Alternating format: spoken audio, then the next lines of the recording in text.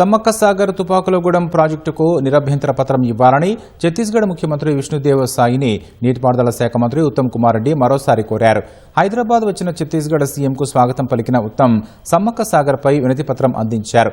గత సెప్టెంబర్లో ఛత్తీస్గఢ్ రాజధాని న్యూయార్పూర్లో విష్ణుదేవ్ సాయిని కలిసిన ఉత్తమ్ సమ్మక్క సాగర్పై చర్చించారు. ప్రాజెక్టు కారణంగా ఛత్తీస్గఢ్లో ముంపునకు గురయ్యే భూములకు 2013 భూసేకరణ చట్టం లేదా గంపగుత్తగా ముందస్తు పరిహారం ఇచ్చేందుకు సిద్ధంగా ఉన్నట్లు వివరించారు.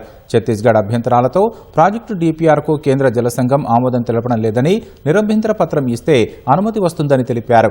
సమ్మక్క సాగర్ ముంపు ప్రభావంపై ఐఐటీ రూర్కీతో అధ్యయనం చేయిస్తున్నామని, ఆ నివేదిక వచ్చిన తర్వాతే ఎన్ఓసీపై నిర్ణయం తీసుకుంటామని ఛత్తీస్గఢ్ సీఎం చెప్పారు.